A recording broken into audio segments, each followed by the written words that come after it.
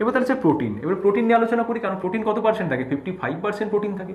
তাহলে এই প্রোটিনটা কোথায় থাকে? এতক্ষণ আমরা সেল মেমব্রেনে কি জানলাম? শুধুমাত্র ফসফোলিপিডই জানলাম। এখানে ফসফোলিপিডের স্ট্রাকচারই আমি ড্রয়িং করলাম, কিন্তু কিছু কিছু প্রোটিনও থাকে। তাহলে প্রোটিনটা কি? প্রোটিন দুটো টাইপের প্রোটিন থাকে, একটা হচ্ছে ইন্টিগ্রাল প্রোটিন এবং একটা হচ্ছে পেরিফেরাল প্রোটিন। ইন্টিগ্রাল প্রোটিন মানে বুঝতেই পেরেছো, ইন্টিগ্রাল প্রোটিন যেটা হবে, এই যে লিপিড বাইলেয়ার রয়েছে, এই লিপিড বাইলেয়ারটা স্প্যান করে থাকবে। তাহলে এই যে পিঙ্ক কালারে তোমরা দেখতে পাচ্ছ, এটা হলো একটা ইন্টিগ্রাল প্রোটিন। এইভাবে থাকবে ইন্টিগ্রাল প্রোটিন। ক্লিয়ার হয়েছে? এর মধ্যে এটা লিপিড বাইলেয়ারকে শুধু একবার নয়, কোনো ইন্টিগ্রাল প্রোটিন লিপিড বাইলেয়ারকে 3-4 বার 5 বারও কিন্তু এইভাবে ক্রস করে থাকতে পারে বা স্প্যান করে থাকতে পারে। Some are embedded in the bilayer without actually crossing it. আবার কোনো দেখো এইভাবেও থাকতে পারে, ক্রস করে না। তাহলে এটাও ইন্টিগ্রাল প্রোটিন, এটাও ইন্টিগ্রাল প্রোটিন। এরপরে কিন্তু peripheral protein. Peripheral protein not embedded in the membrane. মেমব্রেনের সাথে কিন্তু এমবেড হয়ে থাকবে না। It is attach with the, যে আমার ইন্টিগ্রাল প্রোটিন ছিল, ইন্টিগ্রাল প্রোটিনের সাথে অ্যাটাচ হয়ে থাকবে। কোন বন্ড অ্যাটাচ হবে? নন কোভালেন্ট বন্ড। এবং হাই যখন সল্ট কনসেন্ট্রেশন হয়ে যায়, তখন কিন্তু এই বন্ডটার ব্রেকডাউন হয়ে যায়। এই অবধি আমরা জানলাম ইন্টিগ্রাল প্রোটিন এবং পেরিফেরাল প্রোটিনের এই কনসেপ্টটা আমরা জানলাম। বুঝতে পেরে গেছে? এরপরে তোমাদের ভাইভাতে প্রশ্ন করা হয়, বা সেল মেমব্রেন প্রশ্ন ডিরেক্ট না আসে, তোমাদের প্রশ্ন করাই what is the function of the cell membrane, বা what is the function of this integral protein বা পেরিফেরাল প্রোটিন। তাহলে এই যে প্রোটিন নিয়ে আলোচনা করলাম, যেটা কত পার্সেন্ট থাকে? 55% ইন দ্য সেল মেমব্রেন। এই প্রোটিনটার কাজ কি? চলো আমরা তাহলে জেনে নিই। 6টা কাজ থাকে। এখানে আমি ড্রয়িং করে দেখেছি, এই ড্রয়িংটা যদি মনে রাখো 6টা ফাংশন মনে রাখতে পারবে। তোমাদের সহজ করে করার জন্য এই ড্রয়িংগুলো করেছে। তাহলে প্রথম কথা ট্রান্সপোর্টের কেন দরকার? কারণ মনে করো আমি কি পড়েছিলাম, যে কিছু কিছু সাবস্টেন্স থাকে যারা কিন্তু সেল মেমব্রেন ক্রস করতে পারে না। যেমন কি জেনেছিলাম? গ্লুকোজ, সোডিয়াম, পটাশিয়াম এবং আদার্স আয়ন। এই কম্পোনেন্টগুলো বা এই আয়ন্সগুলো এরা কিন্তু সেল মেমব্রেন ক্রস করতে পারে না, কিন্তু গ্লুকোজকে তো সেল মেমব্রেন ক্রস করতে হবে। তাহলে এই যে সেল মেমব্রেন ক্রস করবে, তাহলে সেল মেমব্রেন ক্রস করার জন্য কি একটা পাথওয়ে লাগবে, একটা রাস্তা তৈরি করতে হবে। ওই রাস্তার দিয়ে প্রবেশ করবে, একটা গেট তৈরি করতে হবে, কারণ নর্মালি তো প্রবেশ করতে পারছে না। তখন এই যে গেটটা তৈরি হবে, এই গেটটা কিসের তৈরি হয়? এই গেটটা হয় প্রোটিনের তৈরি। বা এই গেটটা আরও বলা ভালো, এই গেটটা কী টাইপের প্রোটিন? Integral protein. অর্থাৎ এই ইন্টিগ্রাল প্রোটিন যদি না থাকতো বা গেটটা যদি না থাকতো, তাহলে কী হতো? এই সাবস্টেন্সগুলোর ভেতরে প্রবেশ করতো না, তো সেল তো ডিস্ট্রয় হয়ে যেত।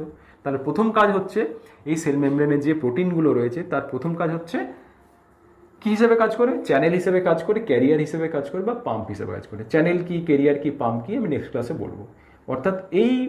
অর্থাৎ এর মাধ্যমে, অর্থাৎ চ্যানেল তৈরি করার মাধ্যমে বা ক্যারিয়ার তৈরি করার মাধ্যমে বা পাম্পের মাধ্যমে কিন্তু ওই যে সাবস্টেন্সগুলো যারা নর্মালি সেল মেমব্রেন ক্রস করতে পারে না, তারা কিন্তু এই ইন্টিগ্রাল প্রোটিনের ভেতর দিয়ে প্রবেশ করে যায় বা বাইরে বেরিয়ে যায়।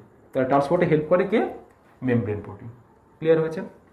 এরপর যেমন রিসেপ্টার। এবারে রিসেপ্টার নিয়ে যদি বলতে হয়, দেখো লাইগ্যান্ড বাইন্ড উইথ দ্য রিসেপ্টার। ধরো কোনো একটা লাইগ্যান্ড এলো, এই ব্লু কালারের লাইগ্যান্ড এসে এইখানে একটা গ্রিন কালারের ইন্টিগ্রাল প্রোটিন দেখতে পাচ্ছ, এর সাথে বাইন্ড করে গেল। এবং এর সাথে যখনই বাইন্ড হয়ে যাবে, দেখো এর গেটটা যদি আমি দেখি, গেটটা ক্লোজ রয়েছে, গেটটা ওপেন হয়ে যাবে। ব্যাপারটা বোঝা গেল? তাহলে যখনই লাইগ্যান্ডটা এসে বাইন্ড করছে, তখন কি হচ্ছে? এই প্রোটিনের একটা ট্রান্সফরমেশন চেঞ্জ হচ্ছে। ব্যাপারটা বুঝতে পেরেছো? তাহলে এটা কিন্তু রিসেপ্টার হিসেবেও কাজ করছে। So membrane protein also act as a receptor. Example কি? ADH হরমোন বা antidiuretic hormone act on kidney after binding with the specific receptor. তা রিসেপ্টরটার হিসেবে কে কাজ করছে? মেমব্রেন প্রোটিনটাই কাজ করছে। এবার হচ্ছে এনজাইম। কিছু মেমব্রেন প্রোটিন থাকে যেটা কিন্তু এনজাইম হিসেবেও কাজ করে। এনজাইমের কাজ তোমরা জানো, it catalyse the formation or breakdown of bonds. এখানে একটা সাবস্টেন্স ছিল, সাবস্টেন্স যখনই ইন্টিগ্রাল প্রোটিনের সাথে অ্যাটাচ হলো, ব্রেকডাউন হয়ে দুটো আলাদা আলাদা সাবস্টেন্স তৈরি হয়ে গেল। তাহলে এটা কী হিসাবে কাজ করলো? ইট নাও অ্যাক্ট এজ এ এনজাইম। আমরা এনজাইম পড়েছিলাম না, যে আমাদের ইন্টেস্টাইনে কিছু এনজাইম থাকে যেটা কি করে? ডাইস্যাকারাইডটাকে ব্রেক করে কি মনোস্যাকারাইডে কনভার্টেড করে দেয়। সেই এনজাইমের নাম তোমরা কমেন্টে জানিয়ে দাও। তাহলে ওই যে এনজাইমগুলো থাকে, সেই এনজাইমগুলো কোথায় থাকে? আমাদের ইন্টেস্টাইনের যে সেল রয়েছে সেখানে কিন্তু মেমব্রেন প্রোটিনের হিসেবে ওই এনজাইমগুলো থাকে। এরপরে যেমন হচ্ছে স্ট্রাকচারাল সাপোর্ট। একটা স্ট্রাকচারাল সাপোর্টও থাকে। এই যে সেল মেমব্রেন এরকম একটা স্ট্রাকচার থাকে, সেল মেমব্রেনের স্ট্রাকচারটা কেন থাকে? Due to the cytoskeleton. Cytoskeleton আমরা আবার আগামী ক্লাসে জানবো। অর্থাৎ এই যে সাইটোস্কেলিটন থাকার জন্য সেলের একটা শেপ মেনটেন হচ্ছে। এই সাইটোস্কেলিটনগুলো কার সাথে অ্যাটাচ থাকে? ইন্টিগ্রাল প্রোটিনের সাথে। অর্থাৎ দেখো এটা একটা মেমব্রেন প্রোটিন বা ইন্টিগ্রাল প্রোটিন, এর সাথে দেখো অরেঞ্জ কালার আমি ড্রয়িং করেছি, দিস আর দ্য সাইটোস্কেলিটন। অর্থাৎ এই সাইটোস্কেলিটনগুলো এই দিক থেকে এইদিকে গিয়ে আদার যে সাইডটা রয়েছে সেল মেমব্রেনের তার সাথে অ্যাটাচ থাকে। তারপরে কি সেলটার একটা শেপ মেনটেন করতে হেল্প করে। যদি আমার মেমব্রেন প্রোটিন না থাকতো তাহলে কি হতো? সাইটোস্কেলিটনগুলো তো অ্যাটাচমেন্টই হতো না, বা সাইটোস্কেলিটন তো ভালোভাবে ফাংশনই করতে পারতাম। তাহলে কি হতো? কোনো শেপ মেনটেনই হতো না কোনো সেলের। বুঝতে পেরেছো? এরপর যেমন link with the adjacent sell.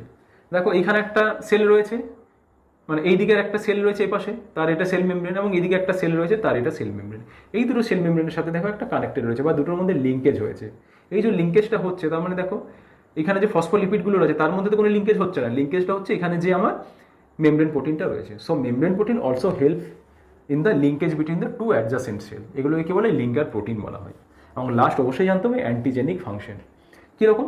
Membrane protein such as glycoprotein act as a antigen, তাহলে এই যে দেখতে পাচ্ছ এটা একটা অ্যান্টিজেন হিসেবে কাজ করছে। আমরা আরবিসি জেনেছি রেড ব্লাড সেল, কর্পাসেল, এবং আমরা এটাও জানি যে বিভিন্ন টাইপের ব্লাড গ্রুপ হয়। ওকে, তাহলে এই যে বিভিন্ন টাইপের ব্লাড গ্রুপিং হচ্ছে, ওই যে ব্লাড গ্রুপিং হয় due to the presence of different type of antigen. তাহলে ওই যে অ্যান্টিজেন এ, অ্যান্টিজেন বি, ওই অ্যান্টিজেন এ বিগুলো basically this are the membrane protein. ওই মেমব্রেন প্রোটিনটা ডিফারেন্ট হওয়ার জন্যই অ্যান্টিজেনটা আলাদা হচ্ছে, এবং অ্যান্টিজেনটা আলাদা হওয়ার জন্যই ব্লাড গ্রুপটা আলাদা হচ্ছে। বুঝতে পেরেছো? এরপরে জানবো আর আমাদের তিনটে কনসেপ্ট জানতো। একটা হচ্ছে গ্লাইকোপ্রোটিন। গ্লাইকোপ্রোটিন কি প্রোটিন উইথ কার্বোহাইড্রেট গ্রুপ। তাহলে দেখো এখানে কি রয়েছে, ইন্টিগ্রাল প্রোটিন রয়েছে। এই ইন্টিগ্রাল প্রোটিনের সাথে ধরে নেওয়া এই যে ব্লু কালারে দেখতে পাচ্ছি এটা একটা কার্বোহাইড্রেট গ্রুপ। তাহলে এই প্রোটিনটা বা integral protein with carbohydrate group, এই দুটোকে একসাথে কি বলা হবে? দুটোকে একসাথে বলা হবে গ্লাইকোপ্রোটিন। তাহলে গ্লাইকোলিপিড কি? Lipid with carbohydrate group. তাহলে এখানে কি আমার লিপিড রয়েছে, এরপর এই লিপিডের সাথে একটা কার্বোহাইড্রেট অ্যাটাচ রয়েছে। লিপিড মানে ফসফোলিপিড রয়েছে, তার সাথে কার্বোহাইড্রেট অ্যাটাচ রয়েছে, তাহলে এটাকে কি বলবো? গ্লাইকোলিপিড। ক্লিয়ার?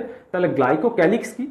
গ্লাইকোক্যালিক্স হচ্ছে এই যে গ্লাইকোপ্রোটিন, মানে এই প্রোটিন প্লাস কার্বোহাইড্রেট প্লাস গ্লাইকোলিপিডের গ্লুকোজ বা গ্লাইকোলিপিডের যে কার্বোহাইড্রেট, এই তিনটেকে একসাথে বলা হচ্ছে গ্লাইকোক্যালিক্স। তাহলে গ্লাইকোক্যালিক্সের ইম্পর্টেন্স কি? প্রত্যেকটা সেলের এক একটা নির্দিষ্ট গ্লাইকোক্যালিক্স থাকে। তার ফলে কি হয়, আমাদের যখন ইমিউনো সিস্টেম অ্যাক্টিভ হয়ে যায়, ইমিউনো সিস্টেম অ্যাক্টিভেট হয়ে গিয়ে কী করার চেষ্টা করে? যে বাইরের যে অ্যান্টিজেন রয়েছে সেটাকে ডিস্ট্রয় করার চেষ্টা করে।